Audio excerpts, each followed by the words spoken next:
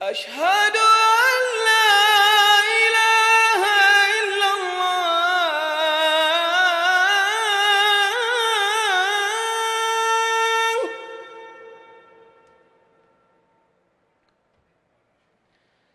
أشهد أن لا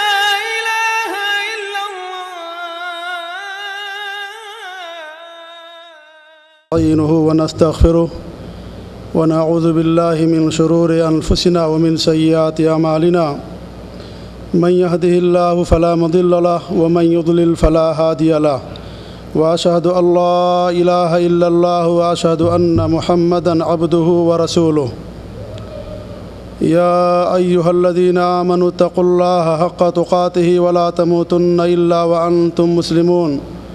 يا أيها الناس اتقوا ربكم الذي خلقكم من نفس واحدة وخلق منها زوجها وبث منهما رجالا كثيرا ونساء واتقوا الله الذي تساءلون به والأرحام إن الله يا أيها الذين آمنوا اتقوا الله وقولوا قولا سديدا يصلح لكم أعمالكم ويغفر لكم ذنوبكم ومن يطع الله ورسوله فقد فاز فوزا عظيما أما بعد فإن خير الحديث كتاب الله وخير الهدي هدي محمد صلى الله عليه وسلم وشر الأمور محدثاتها وكل محدثة بدعة وكل بدعة ضلالة وكل ضلالة في النار فأعوذ بالله السميع العليم من الشيطان الرجيم بسم الله الرحمن الرحيم ولهن مثل الذي عليهن بالمعروف وللرجال عليهن درجة وقال رسولنا صلى الله عليه وآله وسلم إذا صلت المرأة خمسها وصامت شهرها وحسنت فرجها وأطاعت زوجها قبل قيل لها ادخل الجنة من أي أبواب الجنة شاءت. آج بتاریخ 17 جمادی الاولیٰ 1426 ہجری بمطابق 24 جون 2005 عیسوی جبیل دعویٰ سینٹر کے تحت ہونے والے اس ماہانہ پروگرام میں میں جس موضوع پر آپ حضرات کے سامنے لب کشائی کرنا چاہتا ہوں وہ موضوع ہے میاں بیوی کے حقوق۔ اللہ رب العالمین نے انسانوں کی دو صنف مرد اور عورت کی تخلیق فرمائی اور مرد کا مقام و مرتبہ بلند کرتے ہوئے اسے عورت کا قوام، ذمہ دار اور نگہبان اور نان و نفقے کا مالک قرار دیا۔ وہیں پر عورت کی اہمیت اجاگر کرتے ہوئے حدیث کے اندر اسے اس کائنات کی سب سے بہترین پونجی اور اس کائنات کا سب سے بہترین خزانہ قرار دیا گیا۔ جناب محمد رسول اللہ صلی اللہ علیہ وآلہ وسلم ارشاد فرماتے ہیں خیر متاع الدنیا المرأۃ الصالحہ، پوری دنیا متاع ہے اور اس دنیا کی سب سے بہتر متاع اور سب سے بہتر پونجی بہترین عورت ہے، اور عورت کا جو سب سے اہم اور فعال کردار ہے وہ اس کی بیوی کا ہونا ہے۔ اسی لیے اللہ رب العالمین نے سب سے پہلے عورت کو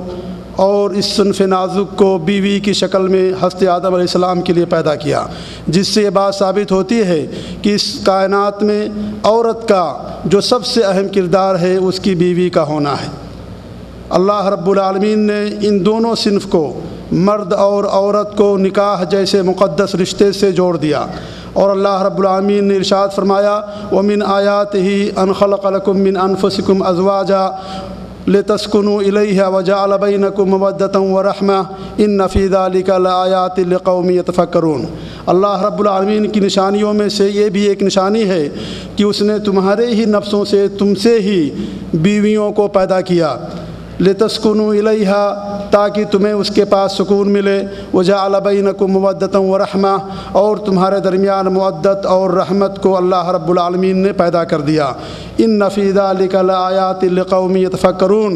इस चीज़ में अल्लाह उन लोगों के लिए जो गौर व फ़िक्र से काम लेते हैं उनके लिए निशानियाँ हैं। निकाह जहाँ नस्ल इंसानी की बका का वाहिद ज़रिया है, वहीं निकाह इंसानों के अंदर शर्म व हया को पैदा करता है, बदकारी से बचाता है। निकाह इंसान के लिए बाइस राहत व सुकून है और मोहब्बत व रहमत के जज्बात को पैदा करता है। निकाह अल्लाह रब्बुल आलमीन की नेमतों में से एक अज़ीम तरीन नेमत है। इस्लाम ने दूसरे मज़ाहिब के तरीक़े तरह इंसान को निकाह से दूरी को फजीलत नहीं करार दिया, बल्कि अल्लाह रब्बुल आलमीन ने जितने भी अंबिया किराम भेजे हज़रत यहया अलैहिस्सलाम को छोड़कर उन सब की नस्ल और इस तरीके से उन्हें अल्लाह रब्बुल आलमीन ने ज़ुर्रियत अता फरमाई। अल्लाह फरमाता है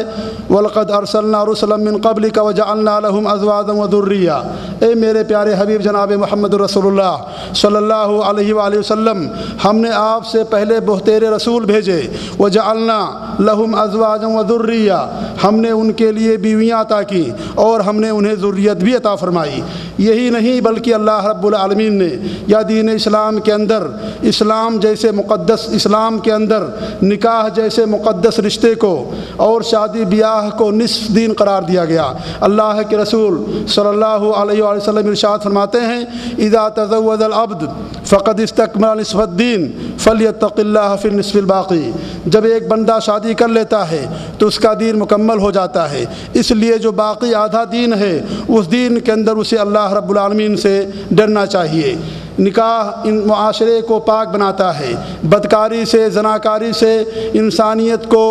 इस जैसे जराइम से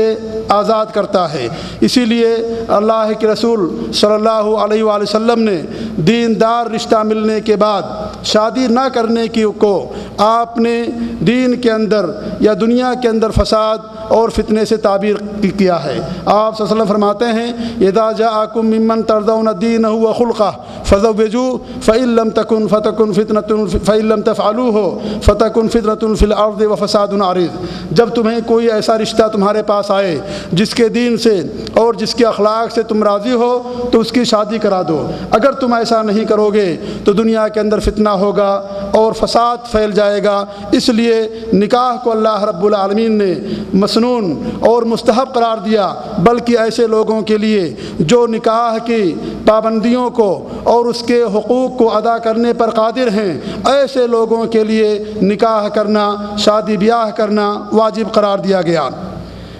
एक इंसान शादी करता है तो शादी करने का मकसद सिर्फ़ इंसान की शहवत पूरी करना ना हो, इसलिए अहादीस के अंदर हमें बहुत सारी ऐसी हिदायत दी गई ताकि हम अपने इस मुक़द्दस रिश्ते को या ये इज़्दिवाजी ताल्लुक़ात को मुक़द्दस या तक़द्दुस का लिबादा उसे उड़ाया जा सके। इसलिए अहादीस के अंदर उसके ताल्लुक़ से बहुत सारी हिदायत हमें दी गई हैं। उन्हीं में से यह है कि जब हम शादी करें तो साले औलाद पैदा करने की हमारी रग़बत हो। अल्लाह रब्बुल आलमीन फरमाता है फ़लआन बाशिरुहुन वब्तगू मा कतबल्लाहु लकुम, अब तुम अपनी बीवियों से मुबाशरत करो, उनसे जमा और हम बिस्तरी करो, और जो अल्लाह रब्बुल आलमीन ने तुम्हारे लिए लिख दिया है उसे उन बीवियों से तलाश करो। यानी साले औलाद पैदा करना, उम्मत मुहम्मदिया के अंदर कसरत पैदा करना, ये शादी और ब्याह करने का तुम्हारा मकसद हो। इसीलिए हमें कहा गया कि जब एक इंसान और एक शौहर अपनी बीवी के पास जाए तो उसे चाहिए कि हम बिस्तरी करने से पहले जो दुआ आती है उस दुआ को पढ़े, बिस्मिल्लाह अल्लाहुम्मा जन्निबना शैताना व जन्निबी शैताना मा रज़क़तना। ये दुआ पढ़कर अगर कोई आदमी अपनी बीवी के पास जाता है, अल्लाह रब्बुल आलमीन उसे जो औलाद अता करता है वह औलाद शैतान से महफूज रहती है और इस तरीके से औलाद सालेह और नेक बनती है। इस तरीके से शादी के लिए हमें दीनदार खातून को तरजीह देने का हुक्म दिया गया। हदीस के अंदर आता है जनाब मोहम्मद रसूलुल्लाह सल्लल्लाहु अलैहि वसल्लम ने फरमाया तुनकहुल मरअतु लिअरबा, औरतों की 4 चीज़ों की बुनियाद पर उनसे शादी की जाती है। لمالها ولدینها ولجمالها ولحسبها فاصبر بذات الدین، اس کی مالداری کی وجہ سے، اس کی دینداری کی وجہ سے، اس کے حسب و نسب کی بنیاد پر اور اس کی خوبصورتی کی بنیاد پر اے لوگو تم دیندار کو ترجیح دو۔ اس لیے ایک دیندار عورت کو ہمیں پسند کرنا چاہیے اور اس کا انتخاب کرنا چاہیے، اگرچہ وہ قلاش اور فقیر ہی کیوں نہ ہو، لیکن اگر وہ دیندار ہے تو اس سے جو پیدا ہوگی اولاد، وہ اولاد بھی صالح اور نیک بنے گی، اور اس طریقے سے وہ اپنی اولاد کی اچھی تربیت کرے گی۔ اس طریقے سے نکاح جو ہوتا ہے وہ میاں بیوی کے درمیان ایک عہد اور ایک میثاق ہے، جس کی بنا پر دونوں کے درمیان یا دونوں کے اوپر کچھ حقوق اور کچھ ذمہ داریاں عائد ہوتی ہیں۔ ان ذمہ داریوں کو اللہ رب العالمین نے بڑے بلیغ انداز میں اور نہایت ہی مختصر الفاظ میں اس پر روشنی ڈالی ہے، اور وہی اس آیت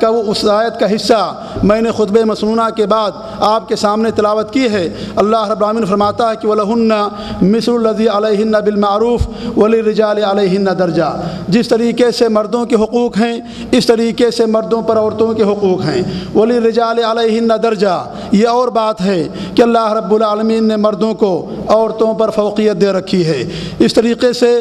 جو حقوق قرآن و احادیث کے اندر میاں بیوی کے تعلق سے بیان کیے گئے ہیں، اگر ان حقوق کو میاں اور بیوی دونوں اگر ادا کریں تو ایک صالح معاشرہ اور ایک خوشگوار زندگی آدمی گزار سکتا ہے، اور وہ شادی بیاہ جو انسان کے لیے رحمت و مودت کا پیغام ہے وہ اس رحمت و محبت کے پیغام کو اچھی طریقے سے نبھا سکتا ہے۔ لیکن اگر میاں بیوی کے حقوق کی دونوں کی آپس میں علم اور جانکاری نہ ہو، لا علم ہو، اس صورت میں شادی کرنے کے بعد یہ جو مقدس رشتہ ہوتا ہے وہ مقدس رشتہ پائیدار اور اس طریقے سے ٹھوس نہ ہونے کی بنیاد پر جب دونوں ایک دوسرے کے حقوق نہیں ادا کرتے ہیں تو ان دونوں کے درمیان اختلاف اور پھر آخر میں اختلاف اور پھر طلاق یا اس طریقے سے خلا کی شکل میں یا لعان کی شکل میں وہ چیز اپنا لی جاتی ہے، اور پھر وہ معاشرہ یا وہ رشتہ جو ایک تقدس کی بنیاد پر جو قائم کیا گیا وہ آپس میں ٹوٹ کر بکھر جاتا ہے، اور اس طریقے سے پورا بنایا ہوا اور سجایا ہوا گھر آنے واحد میں اجڑ جاتا ہے۔ اس لیے مناسب یہ سمجھا گیا کہ آپ حضرات کو میاں بیوی کے جو حقوق ہیں ان حقوق پر بھی روشنی ڈالی جائے تاکہ ایک خوشگوار ماحول پیدا ہو، اور میاں بیوی ان حقوق کی ادائیگی میں ان حقوق کو ادا کریں، اور ان حقوق کو ادا کرنے کے دوران یا ان حقوق کو ادا کرنے کے لیے وہ ایک صالح اور ایک پاک معاشرہ جنم لے۔ اس لیے ان حقوق کے اوپر آپ کے سامنے یہ موضوع رکھا گیا۔ میں اللہ رب العالمین سے دعا کرتا ہوں کہ اللہ رب العالمین ہمیں حق بات کی کہنے کی توفیق عنایت فرمائے، اور آپ کو سننے اور پھر ہم سب کو اس پر عمل کرنے کی توفیق عنایت بخشے، آمین یا رب العالمین۔ حقوق کی 3 قسمیں ہیں، اور جو پہلی قسم ہے وہ میاں بیوی کے مشترکہ حقوق ہیں، جن میں میاں اور بیوی کے دونوں کے اوپر وہ حقوق اور ذمہ داریاں عائد ہوتی ہیں۔ دوسری جو قسم ہے بیوی کے حقوق، اور جو تیسری قسم ہے وہ شوہر کے حقوق ہیں۔ اس طریقے سے ہم نے ان حقوق کو 3 حصوں میں تقسیم کیا ہے تاکہ ہمیں ان حقوق کو یاد کرنے میں یا ان حقوق کو جاننے میں آسانی ہو۔ پہلی جو قسم ہے میاں بیوی کے مشترکہ حقوق، اس کا جو سب سے پہلا حق ہے وہ یہ ہے کہ میاں بیوی اللہ کی اطاعت، خیر اور نیکی کے کاموں میں آپس میں ایک دوسرے کو نصیحت کریں اور ایک دوسرے کو تاکید کریں۔ میاں بیوی شوہر کو نیک کاموں کی طرف رغبت دلائے اور اس طریقے سے خیر کے کاموں میں اسے اس کی طرف پہل کرائے۔ اللہ کے رسول جناب محمد رسول اللہ صلی اللہ علیہ وسلم فرماتے ہیں، ابو ہریرہ رضی اللہ عنہ کی حدیث ہے کہ رحم اللہ رجلا قام من اللیل فصلى وایقظ امرأته فصلت فإن ابت فرش في وجهها الماء، ورحم اللہ امرأة قامت من اللیل فصلت وایقظت زوجها فصلى فإن ابى رشت في وجهه الماء۔ ابو داؤد کی حدیث ہے۔ اللہ کے رسول صلی اللہ علیہ وسلم فرماتے ہیں کہ اللہ رب العالمین ایسے شوہر پر رحم فرمائے جو رات میں اٹھتا ہے اور نماز ادا کرتا ہے، اپنی بیوی کو بھی اٹھاتا ہے، وہ بھی نماز پڑھتی ہے، اگر بیوی اٹھنے سے انکار کرے تو اس کے اوپر پانی کے چھینٹے مارتا ہے، پھر اس طریقے سے وہ نماز ادا کرتی ہے۔ اس طریقے سے اللہ رب العالمین اس عورت پر رحم فرمائے جو رات کی تنہائی میں اٹھتی ہے، نماز پڑھتی ہے، اپنے شوہر کو بھی جگاتی ہے، دونوں نماز پڑھتے ہیں۔ اگر شوہر اٹھنے سے انکار کرے تو شوہر کے چہرے میں یا اس کے چہرے پر پانی پھینکتی ہے، پانی کی چھینٹیں مارتی ہے، اللہ رب العالمین ایسی عورت پر رحم فرمائے۔ اس حدیث سے ثابت یہ ہوتا ہے کہ ایک مرد کو بھی چاہیے اور ساتھ ہی ساتھ عورت کو بھی کہ وہ نیکی کے کاموں میں ایک دوسرے کو حکم دیں اور ایک دوسرے کو رغبت دلائیں۔ اس طریقے سے اور بہت ساری حدیثوں میں اس پر روشنی ڈالی گئی ہے اور یہ حکم دیا گیا ہے کہ دونوں ایک دوسرے کو نیکی کے کاموں کی طرف رغبت دلائیں۔ جو دوسرا حق ہے وہ بڑا عظیم حق ہے اور وہ ہے رازوں کی حفاظت۔ مرد کو بھی چاہیے اور عورت کو بھی چاہیے کہ اس کے جو جنسی تعلقات ہیں اور جو ازدواجی تعلقات ہیں ان رازوں کی حفاظت کریں، بجائے اس کے کہ شوہر اپنے ساتھیوں میں یا عورت اپنی سہیلیوں میں جا کر کے ان رازوں کا انکشاف کرے یا افشا کرے۔ حدیث کے اندر اس سے ممانعت کی گئی ہے اور بڑے ہی تلخ انداز میں اور اس طریقے سے بڑے ہی اس کو وعید سنائی گئی ہے اور اس کو دھمکی دی گئی ہے اگر کوئی مرد یا کوئی عورت اس طرح کا کام کرتا ہے۔ اللہ رب العالمین ارشاد فرماتا ہے نیک عورتوں کی خصلت بیان کرتے ہوئے کہ فالصالحات قانتات حافظات للغیب بما حفظ اللہ۔ نیک عورتیں وہ ہیں جو عورتوں کی جو شوہروں کی فرما بردار ہوتی ہیں اور شوہروں کی غیر موجودگی میں رازوں کی حفاظت کرتی ہیں یا شوہروں کے مال کی اور ان کی عزت و آبرو کی حفاظت کرتی ہیں، یہ بہتر خاتون ہیں، یہ نیک خاتون ہیں۔ اس طریقے سے ابو سعید الخدری رضی اللہ تعالیٰ عنہ سے مرفوع روایت ہے کہ آپ صلی اللہ علیہ وسلم نے فرمایا ان من اشر الناس عند اللہ منزلۃ یوم القیامہ الرجل یفضی الی امرأتہ وتفضی الیہ ثم ینشر سرها۔ یہ صحیح مسلم کی حدیث ہے۔ آپ صلی اللہ علیہ وسلم کے ارشاد آپ فرماتے ہیں کہ اللہ رب العالمین کے نزدیک قیامت کے دن سب سے برے منزلے والا وہ شخص ہوگا، وہ انسان ہوگا یا وہ شوہر ہوگا جو اپنی بیوی کے پاس جاتا ہے اور اس سے اپنی حاجت کو پوری کرتا ہے، پھر اس راز کو اس حاجت کو لوگوں کے سامنے جا کر کے بیان کر دیتا ہے اور اس کو نشر کرتا ہے۔ آپ نے فرمایا کہ سب سے برا انسان قیامت کے دن اللہ رب العالمین کے نزدیک ہی انسان ہے۔ اسماء بنت یزید فرماتی ہیں کہ ایک بار میں جناب محمد رسول اللہ صلی اللہ علیہ وسلم کی مجلس میں بیٹھی تھی، وہاں پر بہت ساری عورتیں اور مرد بھی بیٹھے ہوئے تھے۔ آپ نے فرمایا کہ شاید تم میں سے کچھ ایسے مرد ہیں جب وہ اپنی بیویوں کے پاس جاتے ہیں تو اس چیز کو جا کر کے دوسروں کے سامنے بیان کرتے ہیں، کچھ ایسی عورتیں بھی ہیں جو اپنی سہیلیوں میں جا کر کے جو شوہر ان کے ساتھ کرتا ہے اس کام کو جا کر کے بیان کرتی ہیں۔ صحابہ کرام نے کہا اللہ کے رسول کیا ہم میں بھی کچھ ایسے لوگ ہیں؟ اسماء بنت یزید رضی اللہ عنہا فرماتی ہیں کہ اللہ کے رسول صلی اللہ علیہ وسلم ہم میں سے ضرور ایسی عورتیں ہیں اور ایسے مرد بھی پائے جاتے ہیں جو اس راز کو جا کر کے دوسروں کے سامنے کھولتی ہیں۔ تو آپ نے فرمایا ایسے نہ کرو، اور آپ نے کر کے سمجھایا کہ اس کی مثال ایسے ہے جیسے کوئی شیطان سرے راہ کسی شیطانہ سے ملاپ کرے اور اس سے اپنی حاجت کو پوری کرے اور اس سے جمع کرے اور لوگ دیکھ رہے ہوں۔ اس طریقے سے جو آدمی اپنی بیوی کے ساتھ ہم بستری کرتا ہے اور پھر اس ہم بستری کو یا اس عمل کو جا کر کے دوسرے کے سامنے بیان کرتا ہے تو گویا کہ وہ سرے راہ یا عام راستے میں مردوں کی نگاہوں کے سامنے اپنی بیوی سے ہم بستری کرتا ہے۔ اس لیے بہت ہی عظیم جرم ہے۔ آپ صلی اللہ علیہ وسلم نے اس سے منع فرمایا ہے کہ شوہر یا بیوی یہ دونوں کے اوپر یہ حق بنتا ہے کہ اس راز کی حفاظت کریں۔ خاص طور سے عورتوں کو بھی چاہیے کہ ان کے یہاں یہ چیز زیادہ کثرت کے ساتھ پائی جاتی ہے کہ جب وہ اپنی سہیلیوں کے ساتھ ملتی ہیں تو اس راز کا انکشاف کرتی ہیں اور جو شوہر ان کے ساتھ کرتا ہے اس کو اپنی سہیلیوں کے سامنے بیان کرتی ہیں۔ اس لیے عورتوں کو اس سے ڈرنا چاہیے، اللہ رب العالمین کا تقویٰ پیدا ہونا چاہیے ان کے دلوں کے اندر اور اس عمل سے انہیں باز آنا چاہیے۔ یہ دونوں میاں بیوی کے اوپر مشترکہ حق ہے۔ اس طریقے سے جو تیسرا حق ہے وہ جنسی حقوق کی ادائیگی ہے۔ مرد اور بیوی دونوں قدرت کے باوجود ان دونوں کو چاہیے کہ ایک دوسرے کی شہوت کو پوری کریں۔ اگر مرد اپنی بیوی کو طلب کرے جمع اور ہم بستری کے لیے تو مرد کو عورت کو چاہیے کہ اپنے مرد کی آواز پر شوہر کی آواز پر لبیک کہے۔ یہاں تک احادیث کے اندر کہا گیا ہے، طلق بن علی رضی اللہ عنہ کی حدیث ہے، فرماتے ہیں کہ اللہ کے رسول نے فرمایا اذا دعا الرجل زوجته لحاجته فلتأته وإن كانت على التنور۔ اگر مرد اپنی بیوی کو حاجت پوری کرنے کے لیے طلب کرے اور بلائے تو عورت کو چاہیے کہ وہ آئے اگرچہ وہ تنور ہی پر کیوں نہ ہو۔ اس طریقے سے اللہ کے رسول صلی اللہ علیہ وسلم فرماتے ہیں جب کوئی شوہر اپنی بیوی کو ہم بستری کے لیے بلائے اور وہ آنے سے انکار کر دے، جس کی بنا پر شوہر غصے میں رات گزارے تو صبح ہونے تک فرشتے اس پر لعنت بھیجتے ہیں۔ اور ایک روایت کے اندر ہے کہ جب تک شوہر راضی نہ ہو جائے اس وقت تک آسمان والا ناراض رہتا ہے۔ یعنی اللہ رب العالمین کی اللہ رب العالمین کی خوشنودی اور اس کی رضامندی شوہر کی خوشنودی اور شوہر کی رضامندی میں ہے۔ اس طریقے سے اللہ رب العالمین کی ناراضگی شوہر کی ناراضگی میں ہے۔ اس لیے عورتوں کو چاہیے کہ اگر ان کے پاس کوئی عذر نہ ہو اور اگر موانع نہ ہوں، جیسے رمضان کا مہینہ ہے، اگر دن کے اندر شوہر اپنی بیوی کو حاجت پوری کرنے کے لیے طلب کرے تو عورت کو چاہیے کہ اپنے شوہر کی بات کو نہ مانے۔ حدیث کے اندر کہا گیا لا طاعۃ لمخلوق فی معصیۃ الخالق، جہاں اللہ کی نافرمانی ہوتی ہو وہاں پر کسی مخلوق کی اطاعت نہیں کی جائے گی۔ یا اس طریقے سے اگر عورت حیض میں ہے یا عورت کو ولادت کے بعد نفاس کا خون آتا ہے اور شوہر اپنی قضاء حاجت یا اس طریقے سے اپنی حاجت پوری کرنا چاہتا ہے، عورت کو چاہیے کہ اپنے شوہر کی بات پر عمل نہ کرے اور اس سے دور رہے، اور اگر وہ دور رہتی ہے تو اس صورت میں عورت کو اجر ملے گا اور عورت گنہگار نہیں ہوگی، کیونکہ ایسے موقع پر حدیث کے اندر نفاس کی حالت میں اور حیض کی حالت میں آپ صلی اللہ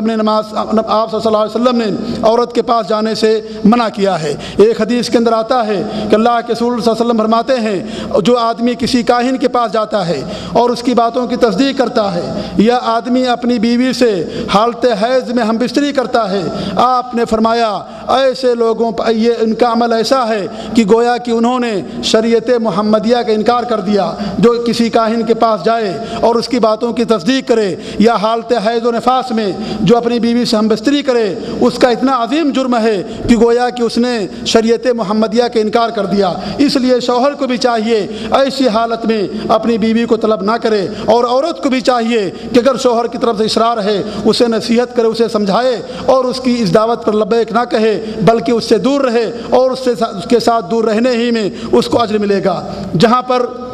عورتوں کے لیے مرد کی جنسی حقوق ادا کرنے کی تاکید کی گئی ہے، وہیں پر مرد کے لیے بھی ضروری یہ ہے کہ اپنے عورتوں کی اور اپنی بیویوں کی جنسی حقوق کو ادا کریں۔ یہاں تک کہ حدیث کے اندر آتا ہے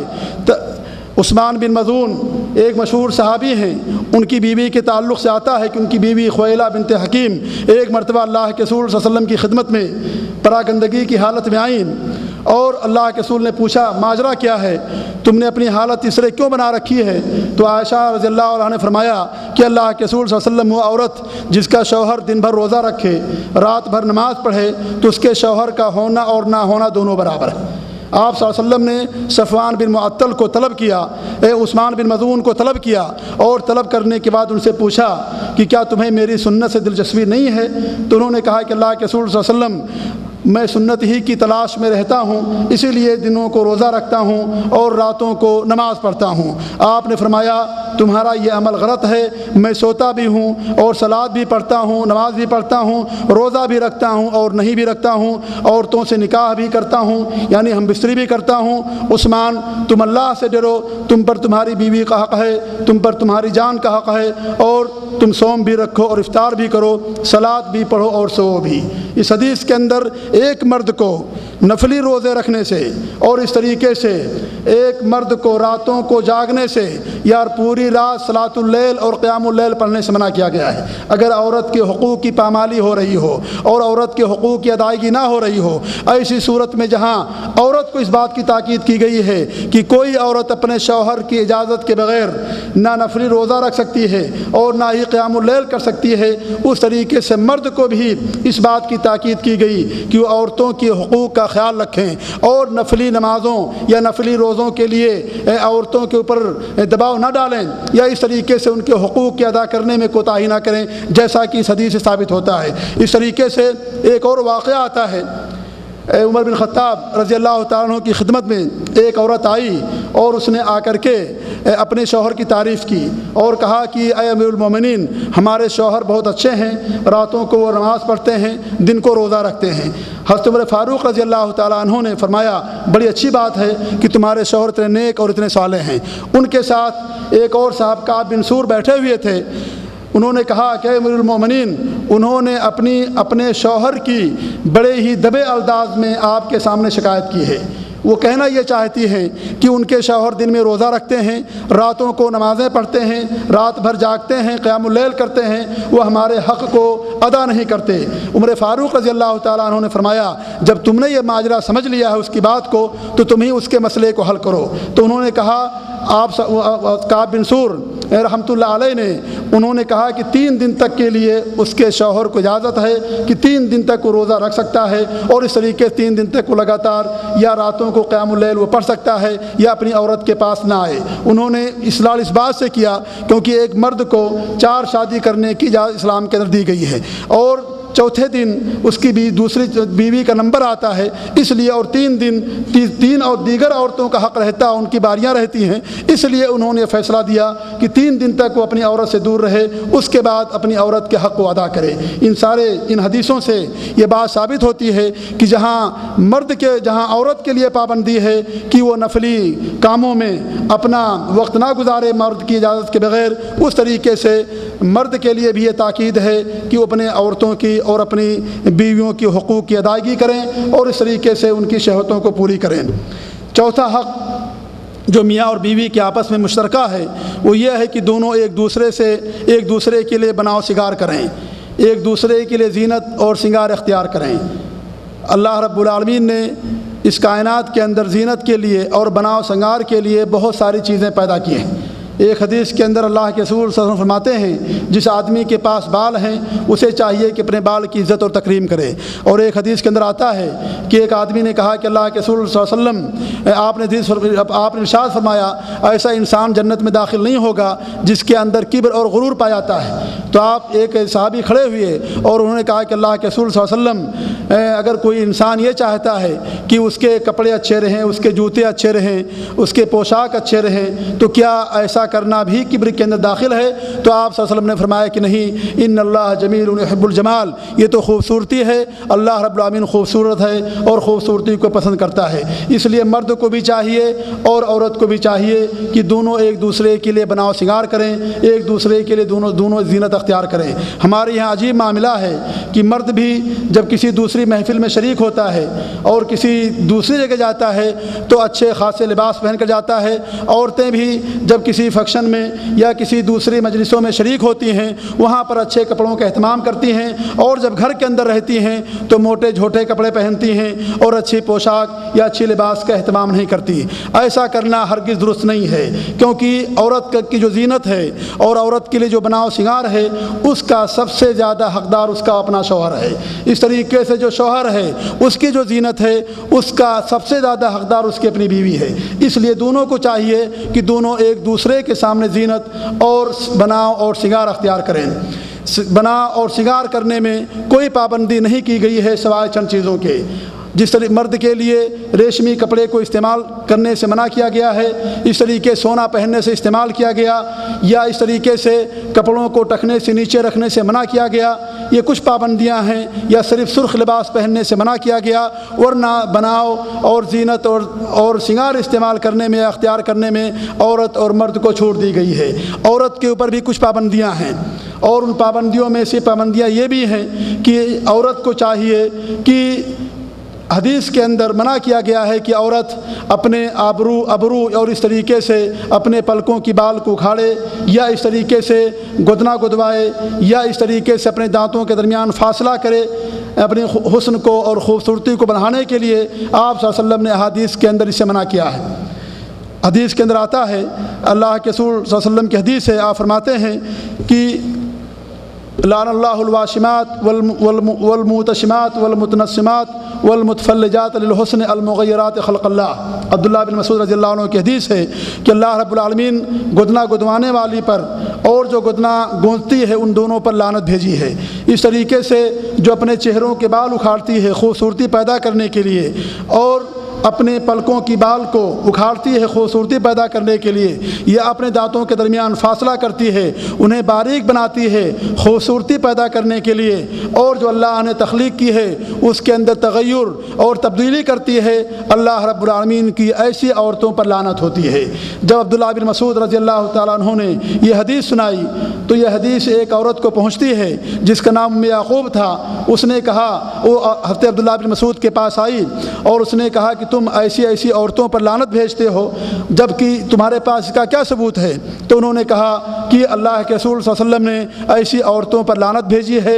اور اللہ رب العالمین نے قرآن میں بھی اس کا ذکر فرمایا ہے۔ اس عورت نے کہا کہ ہم قرآن کی تلاوت کرتے ہیں لیکن قرآن کے اندر ہمیں کوئی ایسی چیز نہیں ملتی ہے۔ عبداللہ بن مسعود رضی اللہ عنہ نے فرمایا، اگر تم قرآن کی تلاوت کرتی جس طریقے سے کی تلاوت کا حق ہے تو تمہیں ضرور یہ بات نظر آتی کہ اللہ رب العالمین نے یہ نہیں بیان فرمایا ہے کہ وما آتاکم الرسول فخذوہ وما نہاکم عنہ فانتہوا، جو اللہ کے رسول تمہیں دیں وہ لے لو اور جس سے منع کریں اس سے رک جاؤ۔ انہوں نے کہا کہ یہ قرآن کی آیت ضرور ہے، تو عبداللہ بن مسعود نے فرمایا کہ جناب محمد رسول اللہ صلی اللہ علیہ وسلم نے ہمیں اس سے منع فرمایا ہے۔ اس طریقے سے اگر عورت ان چیزوں کو اپنے شوہر کے لیے مطالبہ کرے تو شوہر کو چاہیے کہ اپنی عورتوں کے ان مطالبے کو پورا نہ کرے۔ اس طریقے سے حدیث کے اندر عورتوں کو مردوں کا لباس پہننے سے بھی منع کیا گیا ہے کہ عورت مردوں کا لباس پہن کر کے، شرٹ پہن کر کے، پنتلون اور جینس پہن کر کے اور اس طریقے سے ٹائی وغیرہ لگا کر کے وہ عورتوں کی محفلوں میں اور مردوں کی محفلوں میں شریک ہو۔ ان ساری محفلوں میں شریک ہونے سے ایسی عورتوں کو منع کیا گیا ہے اور انہیں کہا گیا ہے کہ عورتیں خاتون خانہ بن کر کے بلکہ شمع خانہ بن کر کے اپنے گھروں کی چہار دیواری کے اندر محفوظ رہیں، اور انہیں جو ذمہ داریاں دی گئی ہیں اور بچوں کی تربیت کے حوالے سے یا اس طریقے سے مرد کی مال اور اس کی عزت و آبرو کی حفاظت کے تعلق سے اور دینداری کے تعلق سے ان حقوق کی اور ان پابندیوں کو ادا کریں بجائے اس کے کہ وہ محفلوں میں شریک ہوں۔ ان ساری چیزوں سے منع کیا گیا ہے۔ حدیث کے اندر آتا ہے کہ اللہ کے رسول فرماتے ہیں کہ 3 ایسے بندے ہیں یا 3 ایسے اشخاص ہیں جنہیں اللہ رب العالمین قیامت کے دن نہیں دیکھے گا۔ ایک تو وہ انسان جو اپنے ماں باپ کا نافرمان ہے، دوسرا وہ ایسی عورت جو مردوں کی مشابہت اختیار کرتی ہے، مردوں جیسے لباس پہنتی ہے اور مردوں جیسی شکل و صورت اپناتی ہے، مردوں جیسی بال رکھتی ہے، ایسی عورتوں کے اوپر اللہ رب العالمین کی لعنت ہوتی ہے اور ایسی عورتوں سے اللہ رب العالمین قیامت کے دن گفتگو نہیں کرے گا۔ تیسرا وہ شخص ہوگا جو دیوس ہے۔ دیوس ایسے انسان کو کہتے ہیں جو اپنی عورت کے اوپر دیگر مردوں کو پیش کرے اور دیگر مردوں کو آنے کی، اجنبی مردوں کو آنے کی اجازت دے۔ ایسے مرد سے بھی، ایسے دیوس سے، ایسے نالائق انسان سے، بے غیرت انسان سے اللہ رب العالمین قیامت کے دن بات نہیں کرے گا اور نہ ہی ان کے اوپر اللہ رب العالمین نظر رحمت کرے گا۔ اس طریقے سے ان چیزوں سے عورتوں کو اور مردوں کو منع کیا گیا۔ میرے عزیز اور میری عزیز بہنوں، میں آپ کے لیے ایک آئیڈیل اور نمونہ پیش کرنا چاہتا ہوں کہ ہمارے لیے مغربی اور یورپی خواتین یہ ہمارے لیے آئیڈیل اور نمونہ نہیں ہیں، بلکہ ہمارے لیے آئیڈیل اور نمونہ ہوا ہیں جو جناب محمد رسول اللہ صلی اللہ علیہ وسلم نے ارشاد فرمایا کہ نساء العالمین اربع، خیر نساء العالمین اربع، اور اس کائنات کی، اس دنیا کی 4 عورتیں سب سے بہترین ہیں۔ ان میں سے مریم بنت عمران، خدیجہ بنت خویلد، فاطمہ بنت محمد اور آسیہ بنت عمران، یہ 4 عورتیں ہیں جنہیں اللہ کے، آسیہ امراۃ عمران یعنی عمران کی بیوی، یہ 4 عورتیں ہیں جنہیں اللہ کے رسول صلی اللہ علیہ وسلم نے فرمایا کہ یہ اس کائنات کی سب سے بہترین عورتیں ہیں۔ اس طریقے سے اپنے آپ نے حضرت عائشہ رضی اللہ تعالیٰ عنہ کے بارے میں فرمایا، فضل عائشہ علی النساء کفضل السرید علی سائر الطعام، جس طریقے سے کہ سرید کھانے کی سارے کھانوں پر فضیلت ہوتی ہے، اس طریقے سے حضرت عائشہ رضی اللہ تعالیٰ عنہ کی ساری عورتوں فضیلت ہے۔ یہ وہ خواتین ہیں جو ہماری ماؤں اور بہنوں کے لیے آئیڈیل اور نمونہ ہیں۔ ہم ان کی سیرت کو اور ان کے کردار کو اپنائیں اور ان کی طریقے سے ہم اپنے آپ کو بنائیں، عورتیں اپنے آپ کو بنائیں، اور انہوں نے جو ذمہ داریاں کی اسلام کی، جو انہوں نے خدمات کی، اس طریقے سے انہیں اپنائیں اور ان کو ان کی طریقے سے بننے کی کوشش کریں، اور نہ یہ کہ مغربی اور یورپی خواتین کی پہلو میں بیٹھنے کے بجائے ہمیں ان عورتوں کی تقلید اور ہمیں ان عورتوں کی کے اخلاق اور کردار کو ہمیں اپنانے کی ضرورت ہے۔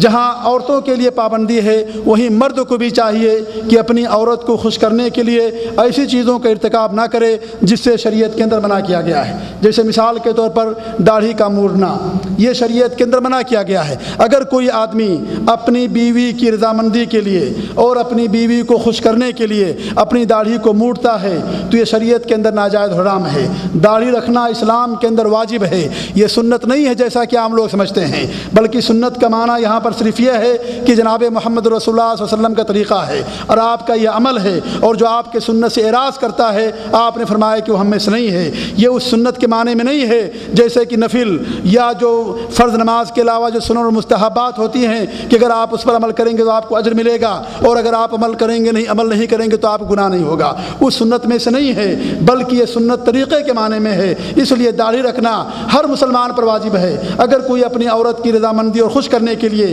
داڑھی کو مونڈتا ہے تو یہ سراسر ناجائز ہے. اس طریقے سے اگر وہ سونے کی انگوٹھی یا سونے کو استعمال کرتا ہے یا اپنے کپڑوں کو ٹخنے سے نیچے رکھتا ہے یا ٹائی استعمال کرتا ہے یا اس طریقے سے اور جو لباس کی پابندیاں ہیں، اگر اپنی عورت کی رضامندی اور اپنی عورت کو خوش کرنے کے لیے کہ اس کی عورت کا مطالبہ ہے کہ ہمیں داڑھی والا شوہر نہیں چاہیے، یا اس طریقے سے ہمیں ایسا مرد نہیں چاہیے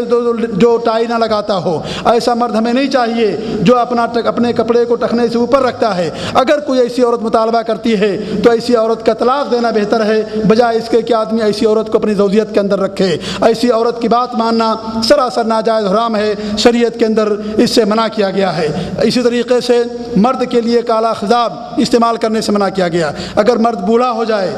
اور اس کی داڑھی یا سر کے بال پک جائیں، عورت کہتی ہے تم بوڑھے نظر آتے ہو اس لیے تم کالا خضاب استعمال کرو. کالا خضاب استعمال کرنے سے شریعت کے اندر منع کیا گیا ہے. اس لیے اگر وہ اپنی عورت کی رضامندی کے لیے اس کا استعمال کرتا ہے تو وہ غلط کام کرتا ہے اور وہ اللہ رب العالمین کی لعنت کا مستحق ہوتا ہے، جیسا کہ حدیث کے اندر ایسے لوگوں کے اوپر لعنت بھیجی گئی ہے. یہ چند قسم کی پابندیاں ہیں. ان پابندیوں سے آزاد ہو کر کے ان پابندیوں کے علاوہ مرد کو بھی چاہیے کہ اپنی عورت کے لیے زیب و زینت اختیار کرے، اور عورت کے لیے بھی چاہیے کہ اپنے شوہر کے لیے زیب و زینت اختیار کرے. یہ تھے کچھ باہمی حقوق، مشترکہ حقوق جو مرد عورت دونوں کے لیے ہیں، جنہیں میں نے آپ کے سامنے پیش کیا. اب میں آپ کے سامنے جو بیوی کے حقوق ہیں ایک مرد پر جو اس کے حقوق بنتے ہیں ان کی میں نشاندہی کرنا چاہتا ہوں اور انہیں آپ کے سامنے بیان کرتا ہوں. سب سے پہلا حق جو بیوی کا ایک شوہر کے اوپر ہے وہ اس کا مہر ہے، اور اسی مہر کے عوض وہ عورت آپ کے لیے حلال اور جائز ہوتی ہے. اسی مہر کے عوض آپ اس عورت سے ہم بستری کرتے ہیں، اس لیے اس عورت کا حق مہر ہے. اللہ رب العالمین فرماتا ہے وَآتُوا النِّسَاءَ صَدُقَاتِهِنَّ نِحْلًا، تم عورتوں کو ان کا جو مہر ہے انہیں دے دیا کرو. بہت سارے لوگ عورتوں کا مہر نہیں ادا کرتے، یا یہ کہ زبردستی دباؤ ڈال کر کے عورتوں کے جو مہر ہے اس کو معاف کرنے کی کوشش کرتے ہیں. ایسا کرنا شریعت کے اندر اس سے منع کیا گیا ہے. اگر عورت اپنی طرف سے اور بلا کسی دباؤ اور زبردستی کے اگر عورت مہر کو معاف کر دے تو یہ اس کا حق ہے، وہ معاف کر سکتی ہے. لیکن یہ کہ آپ زبردستی دباؤ ڈال کر کے اور پہلی رات جب بیوی آپ کے پاس آتی ہے اور اجنبی رہتی ہے، پہلی رات آپ کے ساتھ آتی ہے، اس پہلی رات آپ اپنی بیوی پر دباؤ ڈالیں اور زبردستی اس سے معاف کرانے کی کوشش کریں. ظاہر بات ہے پہلی رات ہے اور پہلی مرتبہ اس نے آپ کی شکل اور آپ کے چہرے کو دیکھا ہے، اس لیے وہ دباؤ میں آ کر کے اگر وہ آپ کے مہر کو معاف کر دیتی ہے تو یہ معاف کرنا نہیں ہے، بلکہ دباؤ کو استعمال کیا گیا ہے اس مہر کو معاف کرنے کے لیے. اگر وہ خوش دلی سے اور اپنی طرف سے معاف کر دیتی ہے تو یہ اور بات ہے، ورنہ عورت کا مہر ادا کرنا چاہیے. اور مہر ادا کرنے میں دو طریقہ ہے. سب سے بہتر یہ ہے کہ آدمی فوراً مہر کو ادا کر دے، فوراً نکاح ہو اور عورت سے ہم بستری کرنے سے پہلے آدمی مہر کو ادا کر دے. اگر اس کے پاس طاقت نہیں ہے تو مہلت لے لے، چند دنوں کی، چند مہینوں کی، چند سالوں کی، لیکن اس کی نیت ہو کہ اس کے مہر کو ضرور ادا کرے گا. اس صورت میں یعنی مؤخر کر کے آدمی مہر کو ادا کر سکتا ہے. تو سب سے پہلا حق جو عورت کا مرد کے اوپر ہے اس کا مہر ہے، جسے ہر مرد کو ادا کرنا چاہیے. دوسرا جو حق ہے اس کا نام نفقہ ہے کہ مرد چونکہ عورت کا قوام ہے، اس کا ذمہ دار ہے، نگہبان اور نگراں ہے، اس لیے اس کا نام نفقہ ادا کرنا بھی عورت کا سب سے بڑا حق ہے ایک مرد کے اوپر. اللہ رب العالمین نے قرآن مجید کے اندر ارشاد فرمایا وَعَلَى الْمَوْلُودِ لَهُ رِزْقُهُنَّ وَكِسْوَتُهُنَّ بِالْمَعْرُوفِ لَا تُكَلَّفُ نَفْسٌ إِلَّا وُسْعَهَا کہ مولود لہو یعنی عورت کے لیے اس کی روزی اور اس کا کھانا کپڑا ہے، مرد کے اوپر عورت کے لیے کھانا اور کپڑا اور اس طریقے سے اس کی روزی ہے بھلائی کے ساتھ اور معروف کے ساتھ۔ لا تکلف نفس الا وسعها کسی بھی نفس کو اس کی تکلیف سے زیادہ اس کو مکلف نہیں بنایا جائے گا۔ جتنا انسان طاقت رکھتا ہے صرف اتنے کا مکلف ہے۔ اگر عورت زیادہ کا مطالبہ کرے جو مرد سے باہر ہے تو ایسی صورت میں ایسی عورت کے ایسے مطالبے کو پورا نہیں کیا جائے گا۔ لا تکلف نفس الا وسعها آدمی اپنی حیثیت کے مطابق نفقہ دے، جو کھاتا ہے وہ کھائے، جو کھاتا اس کو کھلائے، اور جو کپڑا پہنتا ہے اس طریقے سے اس کو کپڑا پہنائے جیسا کہ حدیث کے اندر اس کا ہمیں حکم دیا گیا ہے۔ تو یہ عورت کا دوسرا حق ہے کہ اس کا نفقہ ادا کرنا ایک مرد کی سب سے بڑی ذمہ داری ہے۔ تیسرا جو حق ہے عورت کا وہ اس کی رہائش ہے کہ اس عورت کا گھر مہیا کرنا اور اس عورت کو رہائش دینا یہ بھی مرد کے اوپر واجب ہے۔ اللہ رب العالمین نے فرمایا ایسی عورتوں کے بارے میں جنہیں ان کے مرد نے طلاق دے دیا ہو طلاق رجعی جس میں اس عورت کو لوٹانے کا حق رکھتا ہے، اللہ رب العالمین فرماتا ہے اسکنوہن من حیث سکنتم من وجدکم کہ تم اپنی حیثیت کے مطابق جس طریقے سے تم اپنے لیے سکن اور تم اپنے لیے رہائش بناتے ہو اس رہائش کے اندر تم ان عورتوں کو بھی سکن دو اور انہیں رہائش مہیا کرو۔ قابل غور بات یہ ہے کہ اللہ رب العالمین نے اس آیت کے اندر ایسی عورتوں کے لیے جنہیں طلاق دے دیا گیا ہو جب ان کے لیے رہائش مہیا کرنے کا حکم دیا ہے تو وہ عورت جو آپ کی زوجیت میں ہے اور جو آپ کے نکاح میں ہے ابھی جو آپ کے رشتے زوجیت کے اندر باقی ہے ایسی عورت کے لیے رہائش مہیا کرنا سب سے زیادہ ضروری ہے۔ جب ایسی عورت کو دینا ضروری ہے جس عورت کو طلاق دے دی گئی ہو تو ایسی عورت کے تعلق سے جو آپ کی زوجیت میں ہے اس کو رہائش مہیا کرنا اور اسے گھر دینا یہ آدمی کے لیے زیادہ اس سے ضروری ہے۔ اس لیے مرد کو چاہیے کہ اپنی عورت کو رہائش اور اپنی عورت کو گھر مہیا کرے۔ چوتھا حق ہے کہ بیوی کو اپنے ساتھ رکھنا، یہ بھی عورت کا مرد کے اوپر حق ہے اور مردوں کو چاہیے شوہروں کو کہ اپنی عورتوں کو اپنے ساتھ رکھیں، الا یہ کہ اگر کوئی مجبوری ہے جس مجبوری کی وجہ سے وہ اپنی بیویوں کو اپنے ساتھ نہیں رکھ پاتے ہیں اس صورت میں اجازت دی گئی، ورنہ بلا مجبوری کے اور بغیر کسی عذر کے مرد کے لیے کبھی جائز اور روا نہیں ہے کہ اپنی عورت کو اپنے ساتھ نہ رکھے۔ آپ حضرت موسیٰ علیہ السلام کا واقعہ جانتے ہیں کہ حضرت موسیٰ علیہ السلام نے جب 8 سال تک مدین میں جا کر کے بکریاں چرائیں اور جب مہر کا وقت ختم ہو گیا اور مہر گویا کہ ادا ہو گیا تو حضرت موسیٰ علیہ السلام نے اپنی بیوی کو ان کے ساتھ نہیں چھوڑا بلکہ انہیں بھی اپنے ساتھ لے کر کے آئے، جب کہ انہیں ڈر تھا اور انہیں خوف لاحق تھا اور ایسی بستی میں جا رہے تھے اس شہر میں جہاں ان کی جان کے بھی لالے تھے، اس کے باوجود بھی موسیٰ علیہ السلام نے اپنی